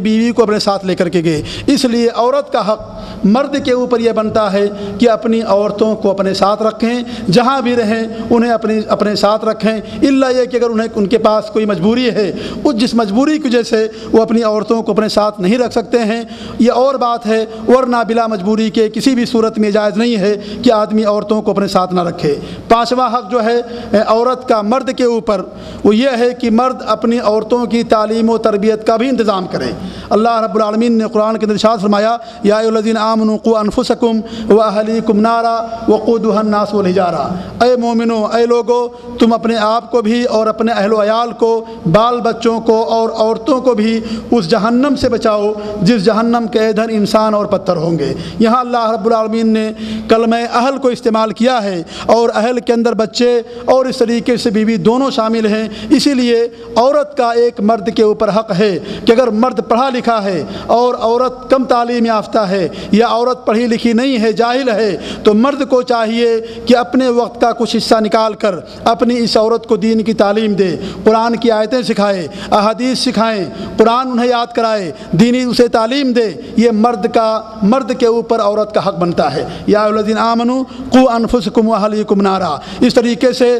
اللہ کی توحید، ایمان ارکان، اسلام کے ارکان، عذاب قبر یا جو بنیادی چیزیں ہیں ان چیزوں کی تعلیم دینا ایک ایک عورت کا مرد کے اوپر سب سے بڑا حق ہے۔ صحیح مسلم کے اندر روایت ہے کہ اللہ کے رسول صلی اللہ علیہ وسلم جب رات کو وتر پڑھتے تھے تو حضرت عائشہ رضی اللہ عنہ کو بھی جگاتے اور کہتے عائشہ تم بھی اٹھو اور تم بھی وتر پڑھا کرو، یعنی انہیں تربیت دیتے تھے اور انہیں سکھاتے تھے کہ جس طریقے سے رات کی تنہائی میں اٹھ کر کے میں وتر پڑھتا ہوں اس طریقے سے عائشہ تم بھی وتر پڑھو۔ اس لیے عورت کا 5واں حق ہے مرد کے اوپر کہ وہ اس کی تعلیم و تربیت کرے اور اسے دینی تعلیم دے۔ 6واں حق عورت کا مرد کے اوپر یہ ہے کہ اس کی عزت و ناموس اور اس کی غیرت و حمیت کی حفاظت کرے،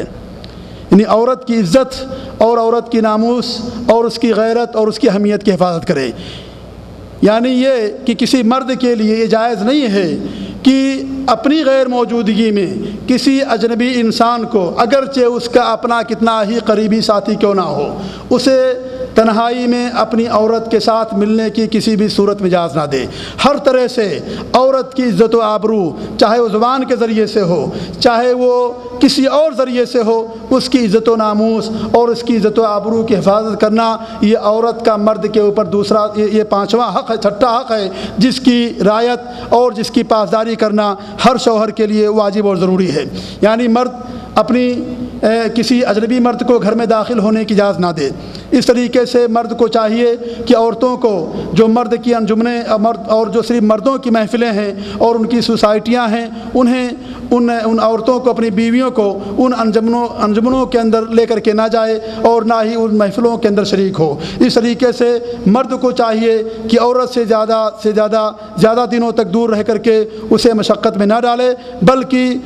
کیونکہ زیادہ دنوں تک رہنا اس کے لیے زنا جیسے مہلک مرض اور یہ جو ہے خطرناک اور خطیر بیماری کے اندر پڑنے کا اندیشہ ہے اور اتنا بڑا جرم اس سے ثابت ہو سکتا ہے۔ اس لیے مرد کو چاہیے کہ اپنی عورت کو ساتھ رکھے جیسا کہ اس کا حق بتایا گیا، اور ساتھ ہی ساتھ اس سے زیادہ دنوں تک دور نہ رہے۔ یعنی مرد کو چاہیے کہ اس کی عزت کی حفاظت کرے۔ ایسے لوگوں کو جو اجنبی ہوں اور جو اس کے محرم نہ ہوں، ایسے لوگوں کو اس کے ساتھ اٹھنے اور بیٹھنے کی اجازت نہ دے۔ حدیث کے اندر اللہ کے رسول فرماتے ہیں کہ اگر کوئی آدمی کسی عورت کے ساتھ تنہائی میں بیٹھتا ہے تو تیسرا اس کا شیطان ہوتا ہے، اور شیطان جانتے ہیں انسان کو برائی کا، فحش کا، منکر باتوں کا اور زناکاری کا حکم دیتا ہے۔ اس لیے کسی بھی مرد کے لیے جائز نہیں ہے کہ اپنی غیر موجودگی میں اور اپنی بیویوں کو کسی دوسرے مرد کے ساتھ اٹھنے بیٹھنے کی اجازت دیں، یا یہ کہ دوسرے مردوں کو گھروں میں داخل ہونے کی اجازت دیں۔ ہمارے یہاں عجیب المیہ ہے کہ ہمارا کسی سے تعلق قائم ہوتا ہے،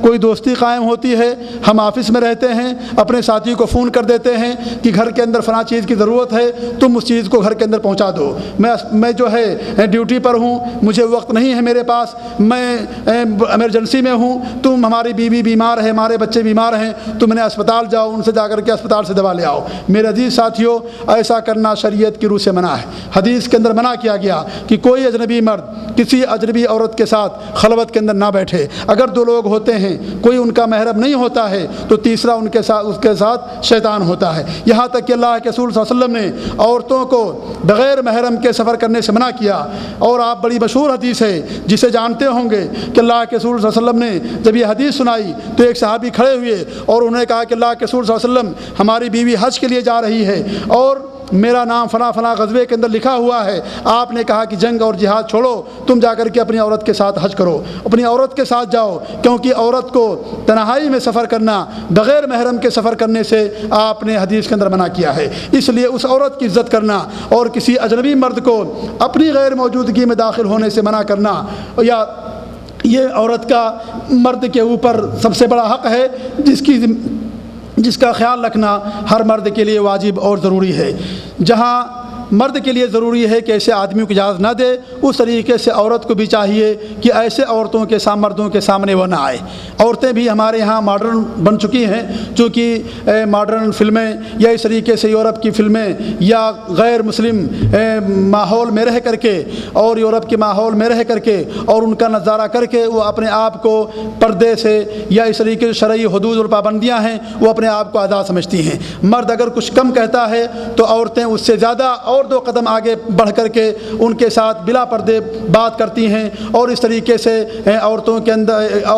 بجائے اس کے کہ ہم وہ عورت ان کے ساتھ پردے میں بات کرے، بلکہ آمنے سامنے ہو کر کے ان کے ساتھ بات کرتی ہیں۔ ایسا کرنا شریعت کے اندر منع کیا گیا ہے، کیونکہ بات اور گفتگو ہی سے شروعات ہوتی ہے زناکاری کی، اس لیے حدیث کے اندر اسے منع کیا گیا ہے۔ اس سے بڑھ کر مثال اور کیا ہوگی کہ اللہ کے رسول صلی اللہ علیہ وسلم نے جو بھائی کا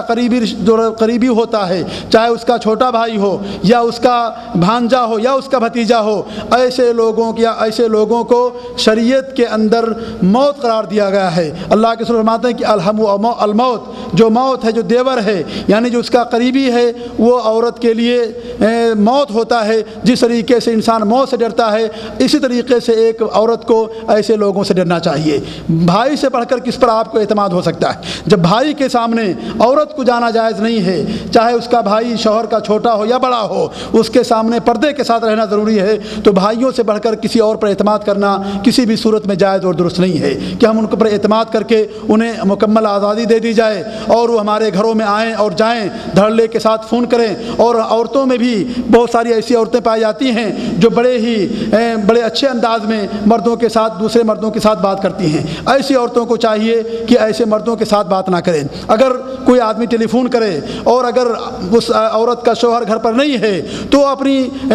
بڑے ہی اختصار میں اور بڑے ہی کرخت انداز میں وہ جواب دے دے کہ بھائی ان کے ابو یا فلاں صاحب نہیں ہیں، اور فوراً فون رکھ دے، بجائے اس کے کہ لمبی چوڑی بات کی جائے اور اس سے حالات دریافت کیے جائیں اور اس طریقے سے آدھے گھنٹے 10 منٹ تک بات کی جائے اور بات کے اندر جو ہے لچک پیدا ہو اور بڑی شیرینی اور میٹھی آواز میں عورت بات کرے۔ یہیں سے میرے ساتھیوں انسان کے دل کے اندر برائی کا جذبہ پیدا ہوتا ہے۔ اس لیے عورت کو حکم دیا گیا ہے ایک تو پردے سے بات کرے اور دوسرے کرخت انداز میں اور کڑک انداز میں بات کرے، اور آسانی اور جب کوئی شوہر کی غیر موجودگی میں اگر کوئی ٹیلی فون کرے بڑے ہی اچھے انداز میں کہہ دے کہ وہ گھر پر نہیں ہیں، فوراً فون کو رکھ دیں، بجائے اس کے کہ ان کے ساتھ لمبی چوڑی بات کی جائے۔ آج یہ عورتوں کا عجیب ماحول ہے کہ وہ اپنے شوہروں سے کہیں زیادہ جو غیر محرم ہیں یا جو اجنبی لوگ ہیں ان کے ساتھ ٹیلی فون میں اپنا وقت گزارتی ہیں۔ حدیث کے اندر اس سے منع کیا گیا ہے اور عورت کو کرخت آواز میں اجنبی مردوں کے ساتھ بات کرنے کا حکم دیا گیا ہے تاکہ اس کے دن کے اندر کسی بھی قسم کی کوئی برائی نہ پیدا ہو۔ 7واں حق جو ایک عورت کا مرد کے اوپر بنتا ہے وہ ہے حسن معاشرت، یعنی بھلے انداز میں زندگی بسر کرنا، معروف کے ساتھ، اچھائی کے ساتھ، اچھے انداز میں عورت کے ساتھ زندگی بسر کرنا، یہ بھی عورت کا مرد کے اوپر حق ہے۔ اللہ کے رسول صلی اللہ علیہ وسلم فرماتا، اللہ رب العالمین ارشاد فرماتا ہے وَعَاشِرُوهُنَّ بِالْمَعْرُوفِ، تم عورتوں کے ساتھ اچھے انداز میں زندگی گزارو۔ فَإِن كَرِهْتُمُوهُنَّ، اگر تم انہیں ناپسند کرو گے، فَعَسَىٰ أَن تَكْرَهُوا شَيْئًا، قریب ہے کہ تم کسی چیز کو ناپسند کرو، وَيَجْعَلُ اللَّهُ فِيهِ خَيْرًا كَثِيرًا، اللہ رب العالمین تمہارے لیے اس کے اندر بہت زیادہ خیر رکھا ہو۔ اس لیے عورتوں کے ساتھ حسن معاشرت کرنا، ان کے ساتھ اچھی زندگی گزارنا، اچھے انداز میں ان کے ساتھ زندگی گزارنا، یہ مرد کے اوپر عورت کا بہت بڑا حق ہے۔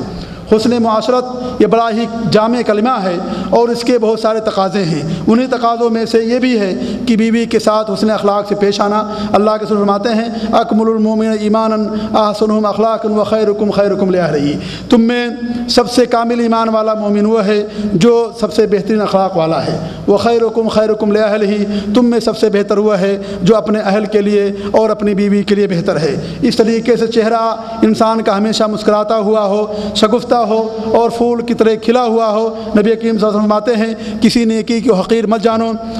مت سمجھو، اگرچہ اپنے بھائی سے خندہ روئی اور شگفتہ و خندہ پیشانی سے ملنا ہی کیوں نہ ہو، یہ بھی سب سے بڑی نیکی ہے اور اس نیکی کا ہماری عورت سب سے بڑی محتاج ہے۔ اس لیے جب اپنے گھروں کے اندر داخل ہوں تو بجائے اس کے کہ ہم منہ بسور کر کے اور منہ بنا کر کے داخل ہوں، بلکہ خندہ پیشانی سے ہم گھر میں داخل ہوں، اور عورت کو بھی چاہیے کہ خندہ پیشانی سے اور جو ہے شگفتہ انداز میں اپنے مرد کا استقبال کرے۔ اس طریقے سے عورتوں سے میٹھی بات کرنا یہ بھی حسن معاشرت کا تقاضا ہے کہ ہم ان کے ساتھ میٹھی باتیں کریں۔ اور اس طریقے سے بسا اوقات یا اکثر ایسا ہوتا ہے کہ عورت کے ساتھ میٹھی باتیں کرنا،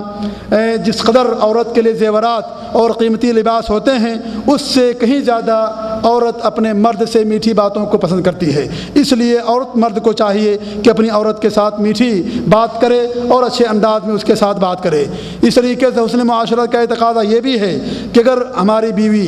یہ عورت آپ کو کوئی اچھا مشورہ دے تو آپ اس کے مشورے کو قبول کریں۔ صرف یہ کہہ کر کے کہ وہ ناقص العقل ہے، اس کے پاس عقل کی کمی ہے، ہم اس کے مشورے کو قبول نہیں کریں گے، یہ عورت کے ساتھ بہت بڑی ناانصافی اور لغو بات ہے۔ اس لیے عورت اگر مشورہ دے تو آپ اس کے مشورے کو قبول کریں۔ حدیث کے اندر آتا ہے کہ صلح حدیبیہ کے موقع پر جناب محمد رسول اللہ صلی اللہ علیہ وسلم نے حضرت ام سلمہ کے مشورے کو قبول کیا۔ جب آپ صلی اللہ علیہ وسلم نے تمام صحابہ کرام کو حکم دیا کہ اپنے بال کٹا کر کے بڑھا کر کے حلال ہو جائیں، چونکہ وہ عمرہ نہیں کیے ہوئے تھے اس لیے کوئی صحابی آپ کی بات کی تعمیل نہیں کر رہا تھا۔ نبی کریم صلی اللہ علیہ وسلم پریشان تھے، کبھی اندر جاتے کبھی باہر آتے، آپ کہتے کیا ہو گیا ہے کہ میں لوگوں کو حکم دے رہا ہوں اور لوگ ہماری بات نہیں مان رہے ہیں۔ حضرت ام سلمہ کے پاس گئے، ام سلمہ نے کہا کہ اللہ کے رسول صلی اللہ علیہ وسلم آپ اپنے بال کو مڈانا شروع کر دیں، لوگ دیکھا دیکھی بال مڈانا شروع کر دیں گے۔ ہوا ایسے ہی کہ جناب محمد رسول اللہ صلی اللہ علیہ وسلم نے جو ہی بال مڈانا شروع کیا تمام صحابہ کرام نے بال مڈانا شروع کر دیا۔ یہ حضرت ام سلمہ کی طرف سے مشورہ تھا جسے اللہ کے رسول صلی اللہ علیہ وسلم نے قبول کیا۔ اور حضرت موسیٰ علیہ السلام کے تعلق سے بھی آپ جانتے ہیں اور سنے بھی ہوں گے کہ جب حضرت موسیٰ علیہ السلام جب مدین میں حاضر ہوئے تو وہاں جو نیک تھے، جن کے پاس دونوں بیٹیاں تھیں، ان کی بیٹیوں نے اپنے باپ کو مشورہ دیا کہ تم حضرت موسیٰ علیہ السلام کو جنہوں نے ہماری مدد کی ہے تم انہیں ہمارے اپنا نوکر یا اس طریقے سے بکری چرانے کے لیے ان کو رکھ لو۔ ان کے باپ نے یہ کہہ کر کے کہ تم عورت ہو یا تم لڑکی ہو اور تمہاری بات ہم نہیں مانیں گے، یہ کہہ کر کے ان کی بات کو رد نہیں کیا، بلکہ ان دونوں لڑکیوں کو بھیجا اور وہ گئی حضرت موسیٰ علیہ السلام ان کے ساتھ آئے اور اس طریقے سے حضرت موسیٰ علیہ السلام کو انہوں نے باقاعدہ نوکر رکھا اور 8 سال تک ان کی بکریاں چرائیں اور پھر اپنی ایک بیٹی کی ان کے ساتھ شادی کر دی۔ اس طریقے سے اگر عورت آپ کو کوئی مشورہ دے تو اس کے مشورے کو قبول کرنا چاہیے۔ جب شوہر گھر میں داخل ہو تو سلام کرے، یہ بھی حسن معاشرت کا ایک تقاضا ہے۔ جب عورت بیمار ہو آپ اس کے لیے دوا اور علاج مہیا کریں۔ اگر آپ کے ساتھ 1 سے زیادہ بیویاں ہیں تو آپ ان کے درمیان عدل سے کام لیں۔ اگر آپ کے پاس 2، 3، 4 بیویاں ہیں تو ان کے ساتھ عدل و انصاف سے کام لیں۔ اللہ کے رسول صلی اللہ علیہ وسلم فرماتے ہیں اگر کوئی آدمی اپنی بیویوں کے درمیان عدل اور انصاف سے کام نہیں لے گا تو قیامت کے دن آئے گا کہ اس کا ایک بازو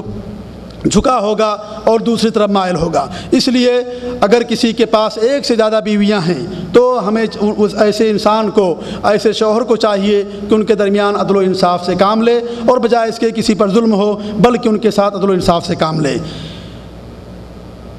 اس طریقے سے حسن معاشرت کے تقاضوں میں سے تقاضا یہ بھی ہے کہ مرد کو چاہیے کہ گھریلو کاموں میں عورت کا اگر اس کے ساتھ فرصت ہے تو اس کے ساتھ کام کاج کرے۔ اللہ کے رسول صلی اللہ علیہ وسلم کے بارے میں آتا ہے کہ آپ صلی اللہ علیہ وسلم گھریلو کام کاج میں بھی اپنی عورتوں کا ہاتھ بٹایا کرتے تھے، اپنا کام خود کرتے تھے۔ اس طریقے سے دیگر کام میں بھی ازواج مطہرات کا ہاتھ بٹایا کرتے تھے۔ اس لیے اگر آپ گھر پر موجود ہیں اور آپ کے پاس وقت ہے تو عورتوں کے جو کام کاج ہیں ان میں گھریلو مصروفیات میں شریک ہونا یا ہاتھ بٹانا یہ بھی حسن معاشرت کا ایک تقاضا ہے جس پر ہمیں اور آپ کو عمل کرنا چاہیے۔ اگر بیوی کا انتقال ہو جائے اس کی وفات اور انتقال کے بعد بھی ایک مرد کو چاہیے کہ وفاداری قائم رکھے، یہ بھی حسن معاشرت کا ایک تقاضا ہے۔ آپ جانتے ہیں کہ اللہ کے رسول صلی اللہ علیہ وسلم جب حضرت خدیجہ کا انتقال ہو گیا تو انتقال کے بعد ان کی سہیلیوں کے ساتھ آپ اچھے اخلاق سے پیش آتے تھے۔ حدیث کے اندر آتا ہے کہ آپ بکریوں کے کئی ٹکڑے کرتے تھے اور ٹکڑے کرنے کے بعد ان کی سہیلیوں کے پاس ہدیے اور تحفے میں بھیجا کرتے تھے۔ اس طریقے سے عائشہ رضی اللہ عنہا فرماتی ہیں کہ اللہ کے رسول صلی اللہ علیہ وسلم ہمیشہ حضرت خدیجہ کی تعریف کیا کرتے تھے، یہاں تک کہ مجھے اگر کسی خاتون سے غیرت تھی تو صرف حضرت خدیجہ رضی اللہ تعالیٰ عنہا تھی، اگرچہ وہ زندہ نہیں تھی لیکن آپ ان کی اتنی تعریف کرتے، ان کا اتنا تذکرہ کرتے تھے کہ حضرت عائشہ فرماتی ہیں کہ مجھے ان سے غیرت آتی تھی۔ تو اس طریقے سے اگر عورت کا انتقال ہو جائے اس کی جو سہیلیاں ہیں ان کی سہیلیوں کے ساتھ وفاداری قائم رکھنا، ان کے ساتھ اچھے اخلاق سے پیش آنا، یہ بھی حسن معاشرت کا ایک طریقہ اور ایک تقاضا ہے۔ آئیے میں آپ کے سامنے نبی کریم صلی اللہ علیہ وسلم کی معاشرت کا انداز اور طریقہ بڑے ہی جامع مختصر الفاظ میں آپ کے سامنے پیش کروں کہ کس طریقے سے اللہ کے رسول صلی اللہ علیہ وسلم اپنی بیویوں کے ساتھ پیش آتے تھے۔ آپ ہمیشہ بیویوں کے ساتھ نرمی برتتے تھے، ان کے ساتھ ہنسی مذاق کرتے تھے، ناو نفقہ میں کشادگی کرتے تے۔ اس طریقے سے آپ نے حضرت عائشہ رضی اللہ تعالیٰ عنہ سے مقابلے کا بھی دور کیا۔ ایک بار وہ حضرت عائشہ کامیاب ہوئیں، دوسری بار اللہ کے رسول صلی اللہ علیہ وسلم کامیاب ہوئے۔ اس طریقے سے جس عورت کے پاس آپ کی باری ہوتی تھی اس عورت کے پاس ساری عورتوں کو اکٹھا کر لیا کرتے تھے اور پھر سب مل کر کے ساتھ میں کھانا کھاتے تھے۔ جہاں سے عائشہ پانی پیتی اللہ کے رسول صلی اللہ علیہ وسلم اپنا منہ مبارک اسی جگہ پر رکھتے تھے جہاں سے حضرت عائشہ رضی اللہ تعالیٰ عنہ پانی پی ہوتی تھی۔ اس طریقے سے عائشہ رضی اللہ تعالیٰ عنہ جس گوشت کو کھا کر کے, جس ہڈی کو کھا کر کے چھوڑ دیتی تھی, اللہ کے رسول صلی اللہ علیہ وسلم اس ہڈی کو ہاتھ میں لیتے تھے اور اسی جگہ پر منہ رکھ کر کے اس گوشت کو چباتے تھے اور اس گوشت سے میں باقی بچے ہوئے گوشت کو کھاتے تھے. یہ حسن معاشرت کا وہ طریقہ نبھایا جناب محمد رسول اللہ صلی اللہ علیہ وسلم نے تمام بیویوں اور ازواج مطہرات کے ساتھ. اس طریقے سے جب عورت غصہ میں ہو تو بجائے اس کے کہ آدمی بھی غصے میں آ جائے, مرد کو برداشت کرنا چاہیے اور اس طریقے صبر سے کام لے, کیونکہ وہ ناقص العقل ہوتی ہیں اور تھوڑی تھوڑی باتوں میں جلدی ناراض ہو جاتی ہیں. اس لیے بجائے اس کے ایک مرد بھی اس کے ساتھ ناراض ہو جائے, بلکہ ان عورتوں کے ساتھ چاہیے کہ آدمی صبر سے کام لے, انہیں سمجھائے اور اس طریقے سے انہیں وعظ و نصیحت کرے. نبی کریم صلی اللہ علیہ وسلم کبھی کبھی حضرت عائشہ رضی اللہ تعالی عنہا کو پیار میں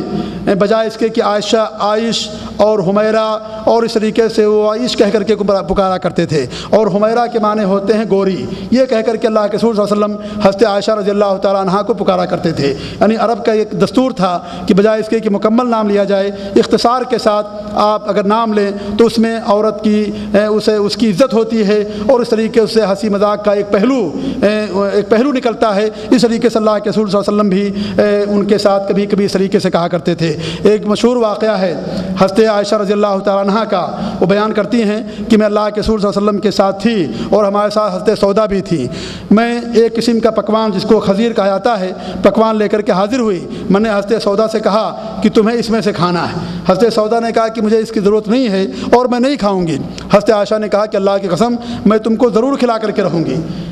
حضرت عائشہ رضی اللہ عنہ فرماتی ہیں کہ میں نے اس پکوان میں سے اپنی انگلی میں سے لے لیا اور لینے کے بعد میں نے حضرت سودا کے گال میں لگا دیا. اللہ کے رسول صلی اللہ علیہ وسلم ہم دونوں کے درمیان میں تھے. اللہ کے رسول صلی اللہ علیہ وسلم جھک گئے اور جھکنے کے بعد انہوں نے اس پکوان میں سے لیا اور انہوں نے لا کر کے میرے رخسار اور میرے گال میں لگا دیا, اور لگانے کے بعد یہ منظر دیکھ کر کے آپ ہنسنے لگے. یعنی حسن معاشرت کا اور ہنسی مذاق کا اور دل لگی اور دل بہلانے کا کتنا عظیم نمونہ جناب محمد رسول اللہ صلی اللہ علیہ وسلم نے پیش کیا ہے. اس طریقے سے ایک مرد کو چاہیے کہ ان ساری چیزوں کو اپنائے اور حسن معاشرت کے ساتھ اپنی عورتوں کے ساتھ پیش آئے. یہ تھے بیویوں کے حقوق مرد کے اوپر جو آپ کے سامنے بیان کیے گئے. ابھی جن حقوق کی باری ہے یا جن حقوق کو میں بیان کرنا چاہتا ہوں وہ آپ کے حقوق ہیں جو عورتوں کے اوپر. آپ نے عورتوں کے حقوق تو سن لیے کہ عورتوں کے اوپر آپ کے کیا حقوق ہیں اور بڑے اچھے انداز میں آپ لوگوں نے سنا. اب آپ کے حقوق سننے کی باری ہے. اس لیے میں سمجھتا ہوں کہ انشاءاللہ اگر وقت بھی کچھ زیادہ ہو جائے گا تو چونکہ آپ کی باری ہے اس لیے آپ نے حقوق کو ضرور سنیں گے تاکہ آپ بھی مطالبہ کریں. جس طریقے سے آپ کی بیوی اپنے حقوق کو سن کر آپ سے مطالبہ کرے گی اس طریقے سے آپ بھی اپنی بیوی سے مطالبہ کریں کہ بھائی ہمارے یہ حقوق آپ کے اوپر بنتے ہیں جن کی ذمہ داری ہے, جن کا خیال رکھنا تمہاری ذمہ داری ہے. سب سے پہلا حق جو شوہر کا ہے وہ اس کی فرما برداری ہے. اللہ رب العالمین فرماتا ہے فالصالحات قانتات للغیب, نیک خاتون وہ ہیں جو اپنے شوہروں کی فرما بردار ہوتی ہیں, اپنے شوہروں کی اطاعت گزار ہوتی ہیں. اور میں نے شروع میں یہ بات آپ کے سامنے رکھی کہ عورت کا جو سب سے پہلا روپ ہے اور عورت کا جو سب سے اہم اور فعال کردار ہے اس کی بیوی کا ہونا ہے. اسی لیے اللہ رب العالمین نے حضرت حوا علیہ السلام کو بیوی کی شکل میں پیدا کیا. یہ اس کا سب سے اہم رول ہے اور اس رول کے اندر شوہر کی اطاعت کرنا یہ سب سے عظیم حق ہے مرد کا عورت کے اوپر. یہاں تک کہ حدیث کے اندر نماز اور یہ عبادتیں اتنی اہم عبادت ہے, ان عبادتوں کی جو چوٹی ہے وہ سجدہ ہے اور سجدہ غیر اللہ کے لیے کرنا ناجائز اور حرام ہے. جناب محمد رسول اللہ صلی اللہ علیہ وسلم نے عورت کے حقوق کو واضح کرتے ہوئے اور اس کی اہمیت کو بیان کرتے ہوئے بیان فرمایا کہ اگر میں کسی کے لیے سجدے کو جائز کرتا تو عورت کے لیے جائز کرتا کہ وہ اپنے شوہروں کو سجدہ کریں, چونکہ سجدہ یہ اللہ کا حق ہے, اللہ کے علاوہ کسی کے لیے سجدہ نہیں کیا جائے گا. اس لیے مرد کا سجدہ کرنا عورت کے لیے حرام اور ناجائز, لیکن مرد کی اطاعت کرنا اپنی وسعت بر ہر عورت کے لیے واجب اور ضروری ہے. اور حدیث کے اندر کہا گیا کہ سب سے بہتر خاتون ہوا ہے جو اپنے شوہر کی اطاعت کرتی ہے اور اپنے شوہر کی فرما بردار ہوتی ہے. لیکن اگر مرد اپنی بیوی کو کسی غلط چیز کی اطاعت کا حکم دے, کسی غلط چیز کا حکم دے, تو عورت کو چاہیے کہ اپنے مرد کی بات کو نہ مانے.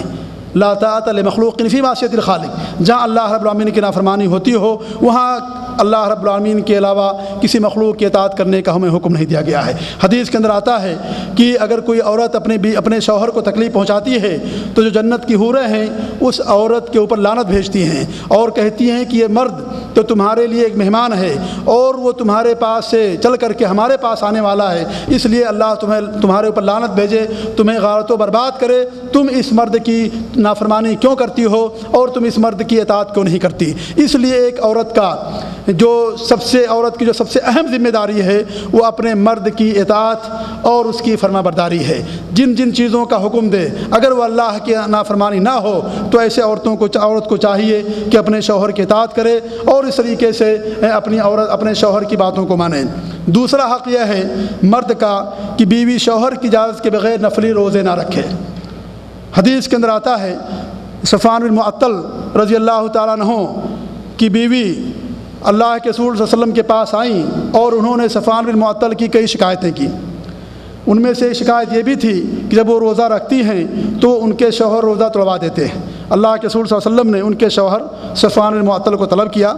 اور حقیقت سے آگاہی چاہی اور کہا کہ ماجرا کیا ہے، تم کیوں اپنی بیوی کو روزہ توڑوا دیتے ہو؟ انہوں نے کہا کہ اللہ کے رسول صلی اللہ علیہ وسلم میں جوان آدمی ہوں اور یہ ہمیشہ روزہ کے لیے چل پڑتی ہے، ہمیشہ یہ روزہ رکھتی ہے، میں اپنی حاجت کہاں پوری کروں؟ آپ صلی اللہ علیہ وسلم نے اپنی عورت کو ان کی بیوی کو حکم دیا اور کہا کہ کوئی عورت اپنے شوہر کی اجازت کے بغیر صوم نہ رکھے۔ اگر نفلی روزہ ہے تو نفلی روزہ جب تک شوہر کی اجازت نہ ہو اس وقت تک کسی عورت کے لیے جائز نہیں ہے کہ نفلی روزہ اپنی شوہر کی اجازت کے بغیر رکھے۔ اس لیے یہ مرد کا دوسرا حق ہے کہ اپنی مرد کی اجازت کے بغیر عورت کو نفلی روزے رکھنے کی اس کو اجازت نہیں دی گئی۔ تیسرا حق یہ ہے کہ شوہر کی اجازت کے بغیر کسی کو گھر میں داخل ہونے کی اجازت نہ دے۔ نبی کریم صلی اللہ علیہ وسلم کا ارشاد ہے لا یخلون رجل بامرأۃ الا کان ثالثہما الشیطان۔ آپ صلی اللہ علیہ وسلم فرماتے ہیں کہ کوئی آدمی کسی عورت کے ساتھ خلوت میں جب ہوتا ہے تو تیسرا اس کا شیطان ہوتا ہے۔ اس طریقے سے آپ نے فرمایا کوئی آدمی اگر شوہر کی غیر موجودگی میں اگر کسی عورت کے گھر میں جاتا ہے تو یہ اس کے سر کو لوہے سے کنگھی کی جائے یہ اس کے لیے زیادہ آسان ہے جو کسی شوہر کی غیر موجودگی میں اس کی عورت کے گھر میں جاتا ہے اور اس کی عورت کے پاس بیٹھتا ہے۔ آپ صلی اللہ علیہ وسلم نے اس سے منع فرمایا ہے۔ اس لیے مرد عورت کو چاہیے کہ اگر شوہر گھر پہ نہیں ہے تو کسی بھی مرد کو گھر میں آنے کی اجازت نہ دے۔ چوتھا حق یہ ہے کہ شوہر کی اجازت کے بغیر کسی غیر محرم سے بات نہ کرے۔ اگر شوہر کی اجازت نہ ہو اس وقت تک کسی بھی عورت کے لیے جائز نہیں ہے کہ کسی غیر محرم سے بات کرے۔ اگر کوئی غیر محرم سے بات کرتی ہے شوہر یہ عورت تو گویا کہ اس نے اپنے مرد کی حق تلفی کی اور اس طریقے سے اس نے حق کو ادا نہیں کیا۔ حدیث کے اندر آتا ہے یا اللہ رب العالمین فرماتا یا نساء النبی لستن کاحد النساء کاحد من النساء ان اتقیتن فلا تخضعن بالقول۔ اے نبی کی عورتوں تم عام عورتوں کی طریقے سے نہیں ہو، جب تم کسی سے بات کرو تو نرمی نہ اختیار کرو، اگر نرمی اختیار کرو گے تو سننے والے کے دل کے اندر تمہارے تعلق سے غلط چیز پیدا ہوگی۔ اس لیے آپ صلی اللہ علیہ وسلم نے اللہ رب العالمین نے آپ صلی اللہ علیہ وسلم کی بیویوں کو اور آپ کی بیویوں کے ذریعے سے ساری امت مسلمہ کو اور ساری عورتوں کو تعلیم دی ہے کہ شوہر کی اجازت کے بغیر کسی غیر محرم سے بات نہ کریں، اور اگر بات کرنا ہو تو اتنا ہی بات کریں جتنی ضرورت ہو، اس سے زیادہ بات کرنے کی اجازت نہیں دی گئی ہے۔ حضرت عائشہ رضی اللہ تعالیٰ عنہ بڑی فقیہ تھیں، لوگ ان کے پاس آتے تھے ان سے مسائل پوچھتے تھے تو حضرت عائشہ رضی اللہ تعالیٰ پردے کی اوٹ میں اور پردے میں رہ کر کے ان کے سوالوں کو جواب دیتی تھیں، یعنی ضرورت سے زیادہ بات نہیں کرتی تھیں۔ اس لیے ضرورت سے زیادہ بات کرنا کسی بھی عورت کے لیے جائز نہیں ہے کہ کسی غیر محرم سے اس سے زیادہ بات کرے۔ اس طریقے سے چھٹا حق یہ ہے کہ کسی اجنبی مرد سے مصافحہ نہ کرے، کسی اجنبی مرد سے وہ مصافحہ نہ کرے بلکہ اس کے سامنے پردے سے پیش آئے۔ ہمارے یہاں عجیب یہ رویہ ہے اور روش ہے کہ عورتیں غیر محرم سے ملتی ہیں، ان کا کزن ہے، ان کا خالوزاد بھائی ہے یا ان کا بھانجا ہے یا رشتے میں اور کچھ لگتا ہے، فوراً ان کے ساتھ عورت بھی ہاتھ ملاتی ہے اور اس طریقے سے مصافحہ کرتی ہے۔ یہ شریعت کے اندر ممنوع ہے، اللہ کے رسول صلی اللہ علیہ وسلم نے اس سے منع فرمایا ہے۔ حدیث کے اندر آتا فرماتے ہیں انی لا اصافح النساء انما قولی لامرأۃ واحدہ قولی لمئۃ امرأۃ، میں عورتوں سے مصافحہ نہیں کرتا ہوں اور میری ایک بات ایک عورت کے لیے جو میری بات ہے وہ ساری عورتوں کے لیے 100 عورتوں کے لیے ایک ہی بات ہے۔ اس لیے آپ صلی اللہ علیہ وسلم نے زندگی بھر کسی عورت سے آپ نے مصافحہ نہیں کیا۔ اس میں ہمارے لیے بھی درس ہے کہ جو اپنے آپ کو ماڈرن سمجھتے ہیں اور غیر محرم عورتوں سے جا کر کے مصافحہ کرتے ہیں، جہاں مرد کے لیے حرام اور ناجائز ہے وہیں عورت کے لیے بھی حرام اور ناجائز ہے کہ کسی غیر محرم سے جا کر کے کسی اجنبی آدمی سے جا کر کے مصافحہ کرے۔ اور ہر وہ آدمی غیر محرم ہے، ہر وہ آدمی غیر محرم ہے جس سے عورت کا شادی کرنا جائز نہیں ہے، چاہے ہمیشہ کے طور پر یا وقتی طور پر۔ ایسے سارے لوگ جن سے رشتہ کرنا اس عورت کا حلال ہے، یہ سارے کے سارے لوگ غیر محرم کے اندر آتے ہیں۔ ہمارے ہاں سالی اور اس طریقے سے اور جو رشتے میں آتے ہیں لوگ ان کے اندر اپنا عہدہ حق سمجھتے ہیں، حالانکہ سالی کے سامنے آنا بھی سالی کے لیے جائز نہیں ہے، اور نہ ہی مرد کے لیے جائز ہے کہ جا کر کے اپنی سالی کو دیکھے، اس کے ساتھ تنہائی میں بیٹھے، کیونکہ اس سالی سے آپ کے لیے شادی کرنا جائز ہے۔ اگر آپ کی بیوی کا انتقال ہو جائے یعنی اس کی بہن کا، یا آپ اسے طلاق دے دیں تو آپ اپنی سالی سے شادی کر سکتے ہیں۔ اس لیے شادی سالی کے ساتھ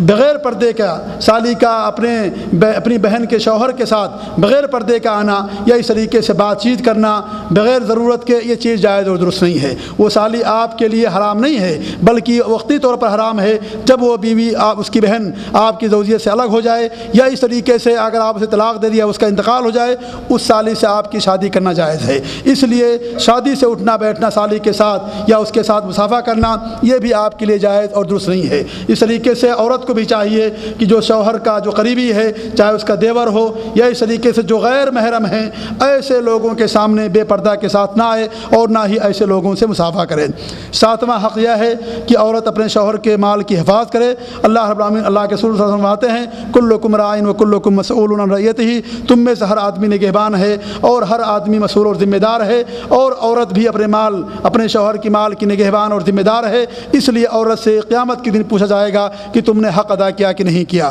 جہاں مرد اس کا ذمہ دار ہے وہاں عورت بھی اپنے شوہر کے مال کی ذمہ دار ہے اور اس کی نگہبان ہے، اور اس سے قیامت کے دن سوال کیا جائے گا۔ اس لیے شوہر کے مال کی حفاظت کرے، بجائے اس کے کہ افراط یا فضول خرچی کرے۔ اپنا حق بھر اگر شوہر کسی بیوی کے حق کو ادا نہیں کرتا ہے اور یہ کہ اس کو ضرورت بھر پیسے نہیں دیتا ہے، تو عورت کو اس بات کی اجازت دی گئی ہے کہ عورت اپنے شوہر کے مال سے بلا اجازت جو اس کا اپنا خرچ ہے اتنا لے سکتی ہے۔ حدیث کے اندر آتا ہے کہ معاویہ ابو سفیان کی بیوی اللہ کے رسول کی خدمت میں آئیں اور انہوں نے کہا کہ اللہ کے رسول صلی اللہ علیہ وسلم، ابو سفیان ہمیں خرچ نہیں دیتے ہیں جس سے ہمارے بچوں کو خرچ چلے، تو آپ نے فرمایا تم اس کی جیب سے اتنا نکال سکتی ہو جتنا تمہارا حق ہے اور جتنا تمہارا خرچ لگتا ہے۔ اس طریقے سے اگر مرد نہ ادا کرے اس کے حقوق کو تو عورت کو اتنا اختیار دیا گیا ہے کہ عورت اپنے شوہر کے مال سے اتنا خرچ کر سکتی ہے، لیکن بجائے اس کے کہ فضول خرچی کرے اور افراط کرے، عورت کو چاہیے کہ میانہ روی اختیار کرتے ہوئے، اعتدال سے کام کرتے ہوئے اپنے شوہر کے مال کی حفاظت کرے۔ 8واں حق یہ بھی ہے شوہر کا بیوی کے اوپر کہ شوہر سے اس کی طاقت اور اپنی ضرورت سے زیادہ کا مطالبہ نہ کرے۔ یہ ہمارے یہاں یہ چلن عام ہے کہ بہت ساری عورتیں دوسروں کے دیکھا دیکھی اپنے شوہروں سے مطالبہ کرتی ہیں کہ فلاں کے پاس اتنا زیور ہے، فلاں کے پاس اتنا لباس ہے، فلاں کے پاس اتنی چیزیں ہیں، تم بھی ہمیں اتنی چیزیں لا کر کے خرید کر کے دو۔ شوہر سے اس کی ضرورت سے زیادہ یا اس کی وسعت سے زیادہ کا مطالبہ کرنا یہ شوہر کے لیے کسی بھی عورت کے لیے کسی بھی حالت میں جائز اور درست نہیں ہے۔ عورت اپنے شوہر کی مالی وسعت کا خیال رکھے کہ ہمارے شوہر کے پاس کتنی تنگ دامانی ہے، کتنا اس کے پاس مال ہے۔ دوسروں کا دیکھی دیکھی کرنا اور دوسروں کو دیکھا دیکھی زینت اختیار کرنا یا فضول خرچی کرنا یہ ہلاکت و تباہی کا سبب ہے۔ حدیث کے اندر آتا ہے کہ ایک مرتبہ آپ صلی اللہ علیہ وسلم نے طویل خطبہ دیا اور جس میں آپ نے فرمایا کہ بنو اسرائیل کی ہلاکت کا سبب یہ ہوا کہ فقیر کی جو بیوی ہوتی تھی وہ بھی اپنے کپڑوں اور زیورات کا تکلف کرتی تھی جتنا کہ ان کا امیر کیا کرتا تھا۔ جس طریقے سے امیر کی بیوی پہنتی تھی اس طریقے سے بنو اسرائیل کی جو فقیر عورتیں تھیں وہ تکلف کرتی تھیں، اتنا زیورات اور اتنے پوشاک اور لباس استعمال کرتی تھیں۔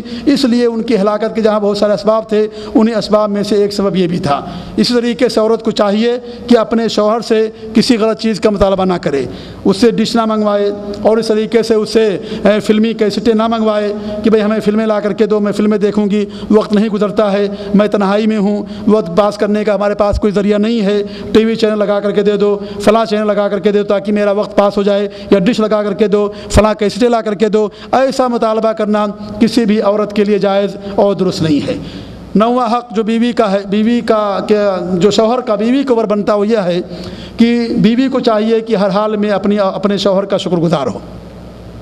جو بھی اسے اپنے شوہر کی طرف سے ملتا ہے اس پر اکتفا کرے اور اس طریقے سے اپنے شوہر کا شکر گزار بنے۔ حدیث کے اندر آتا ہے کہ اللہ کے رسول صلی اللہ علیہ وسلم نے فرمایا کہ میں نے جہنمیوں میں سب سے زیادہ عورتوں کو دیکھا۔ ہمارے یہاں چیز عام ہے کہ مرد جو ہے جنت میں سب سے زیادہ مولوی جائیں گے یا فلاں قسم کے لوگ جائیں گے، یہ سراسر جہالت ہے۔ حدیث کے اندر جو بیان کیا گیا ہے کہ جہنم میں سب سے زیادہ جو جائیں گی وہ عورتیں جائیں گی۔ آپ صلی اللہ علیہ وسلم نے اس کا جو سبب بیان کیا وہ یہ کہ عورتیں چونکہ ناشکری ہوتی ہیں، اپنے شوہروں کا شکریہ نہیں ادا کرتی، اس کی وجہ سے آپ نے فرمایا کہ عورتیں یہ جہنم کے اندر جائیں گی۔ اس لیے عورت کو چاہیے کہ ناشکری نہ کرے بلکہ اپنے شوہر کا شکر گزار بنے۔ اس طریقے سے عورت کے اوپر جو مرد کے بہت سارے حقوق ہیں، انہی حقوق میں سے 10واں حق یہ ہے کہ بیوی شوہر کے والدین اور بہنوں کے ساتھ اس نے سلوک سے پیش آئے۔ شوہر کے والدین اور بہنوں کی عزت و تکریم خود شوہر کی عزت و تکریم کا حصہ ہے، یعنی عورت کو چاہیے کہ جو اس کے شوہر کے جو والدین ہیں اور اس کی ماں اور جو اس کے بہن یا رشتہ دار ہیں ان کی عزت و تکریم کرے، اور اگر شوہر پر خرچ کرتا ہے تو کسی بھی عورت کو یہ حق نہیں دیا گیا ہے کہ اپنے شوہر کو اس کے رشتہ داروں پر خرچ کرنے سے منع کرے۔ اگر شوہر اپنی بیوی کے حقوق کی ادائیگی کرتا ہے تو کسی عورت کے لیے جائز نہیں ہے کہ اپنے مرد کے ہاتھ کو روکے اور اس کے رشتہ داروں پر خرچ کرنے سے منع کرے۔ یہ جو عورتیں ایسا کرتی ہیں ان کے لیے یہ ایسا کرنا سراسر ناجائز اور حرام ہے۔ اس طریقے سے بچوں کی رضاعت، بچوں کو دودھ پلانا یہ بھی عورت کا حق ہے۔ حدیث کے اندر کہا گیا کہ اللہ کے رسول صلی اللہ علیہ وسلم نے معراج میں ایسی عورتوں کو بھی دیکھا جن کی چھاتیوں کو سانپ نوچ رہے تھے۔ آپ صلی اللہ علیہ وسلم نے پوچھا کیا وجہ ہے؟ آپ سے بتایا گیا یہ وہ عورتیں ہیں جو اپنے بچوں کو دودھ نہیں پلاتی تھیں۔ ہمارے ہاں ہماری مائیں اور بہنیں ماڈرن بنتے ہوئے یا یورپ کی تقلید کرتے ہوئے آج اپنے بچوں کو دودھ نہیں پلاتی ہیں۔ ان کے بہت سارے وجوہات ہوتی ہیں اور کچھ فیشن پرستی میں بلا کسی عذر کے، بلا کسی سبب کے ایسا کرتی ہیں۔ آپ صلی اللہ علیہ وسلم نے معراج میں ایسی عورتوں کو نوچتے ہوئے دیکھا کہ سانپ ان کی چھاتیوں کو نوچ رہے تھے کیونکہ وہ اپنے بچوں کو دودھ نہیں پلا رہی تھی۔ اس لیے اس بچے کا دودھ پلانا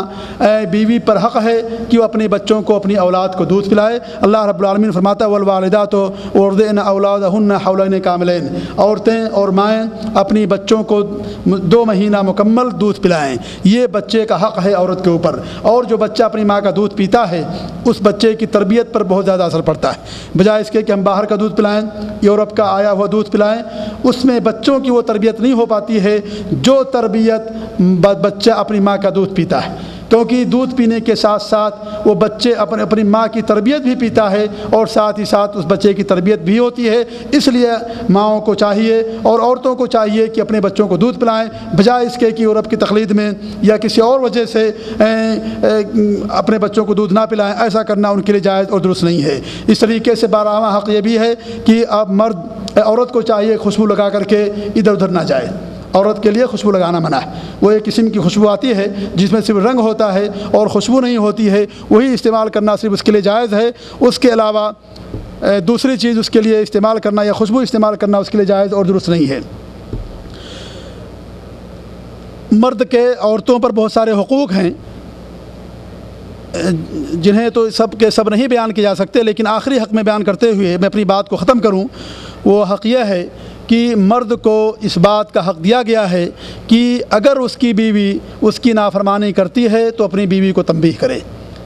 اگر شوہر کی نافرمانی کرتی ہے، شوہر کی بات کو نہیں مانتی ہے، تو مرد کو اس بات کا حق دیا گیا ہے کہ وہ اپنی عورت کی تنبیہ کرے۔